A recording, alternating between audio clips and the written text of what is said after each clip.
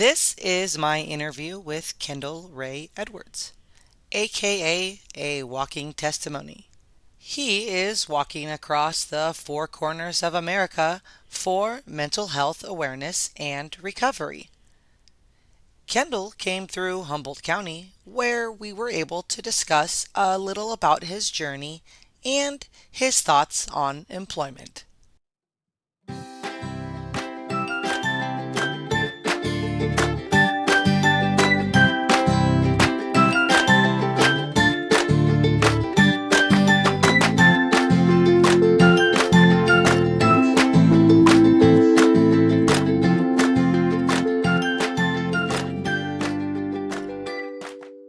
Yo, what's up with Cassidy? Don't forget that you matter, we do recover, and we're off.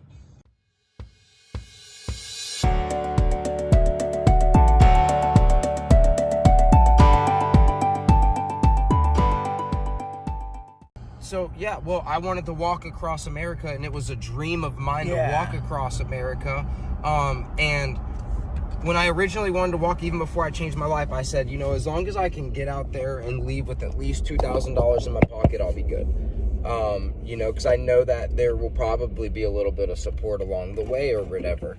Or I can work at places along the way. Yeah, and you didn't have to panhandle. That was one of your big things. You're like, you said something about depending on the kindness of I will others. never ask, just directly, straight up ask anybody, hey, can you give me $1? I do not do that. I never have. I've never seen that. I see a lot of people. I mean, I'm just giving you a ride. I mean, there has been times to give you a ride. In drastic situations, especially like right after I got my hernia and stuff and had 2 broken carts in Alabama, that did take most of my money. When I left, it was money I saved up in work release, leaving from prison. I left with $1,900 in my pocket after I got all my supplies. Okay, so you've also been justice involved. Yeah. That's a term that, so you've been locked up, Yeah, I've been in county jail 11 times and prison twice. Okay. And so, how has, experiences like that shape this decision you made, and did that help you with, getting clean, or kind of, focus on your recovery more, or did it take a couple stints of that and kind of? I didn't get clean until I wanted to change my life. That's right. Nothing happened until I actually just wanted it to happen. I got sentenced to prison and stuff a couple of times. It was 2.5 years into a 5-year prison sentence. It just clicked in my head and I didn't want to do it anymore. Right. So at that point, I wanted it. And you've got to want to make recovery, that change, right? Yeah. All the support systems, all the groups, all the things that are out there for the community of recovery is absolutely incredible, and I love it, and the support systems are amazing. But they mean absolutely nothing if somebody doesn't actually want it for themselves. I used to get high in the parking lot of AA and NA meetings that I was court ordered to. Right.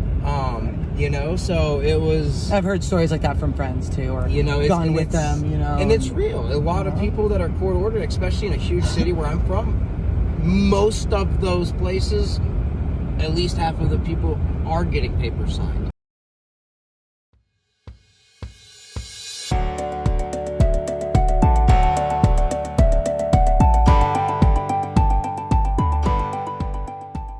I have been inpatient rehab once. Okay. So when I went to, when I got sentenced to 5 years in prison, my mom was in the courtroom. She was actually standing up at the podium with me. We had character reference letters and everything. And she raised her hand. The judge asked, said that she could speak. And she was like, I know you're sentenced to 5 years, but will you please put him in rehab after? And he even said, he's been in inpatient rehab. He's been on probation a lot of times, and he's violated every single time.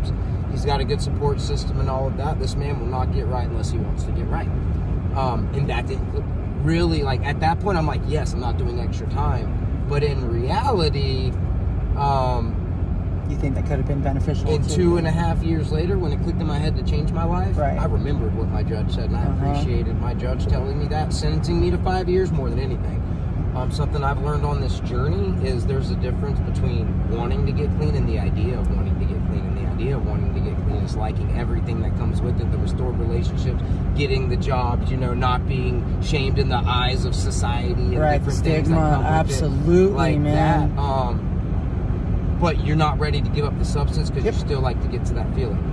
And that's just the reality of it.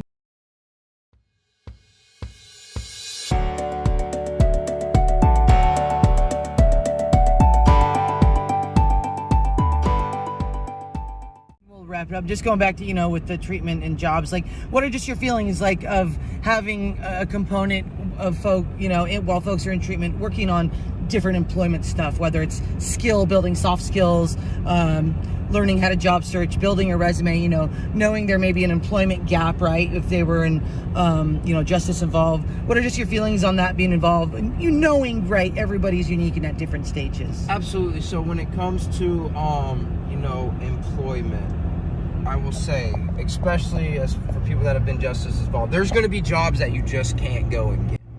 And that's the reality of it. But there is so many more jobs that are available than are not available to people that have a past. And you're talking to somebody that's had so many job offers across America. And I have 13 felonies on my record. I have armed charges and everything. And this is literally across America, like different states. And so you've been able to experience, because I remember reading one thing that you posted, you've had to stay a little bit longer at some spots to work some odd jobs, right? And I really like that, man. I really like that drive within you to do this. At this point, we had to cut the interview short, as we arrived at his destination. But Kendall was able to send me a video with the rest of his response. And here it is. Hey, so my take on employment services being added like early on in rehabs and stuff like that.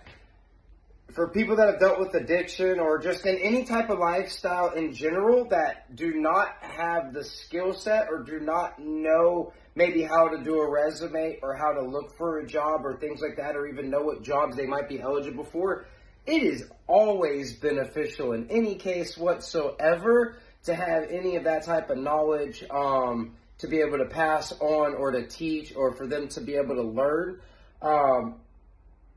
It's always good to know that there is hope for the ones that are struggling, that they can still go out there and get a job. As somebody who's been in the justice system myself, you might not be able to go get every job or any job in the world, but there are so many jobs that are available.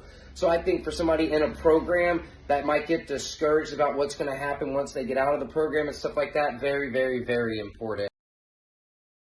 Coach Kendall Ray, a.k.a. a walking testimony, Walking America for Mental Health Awareness and Recovery, letting you know that you matter and we do recover. That's what's up.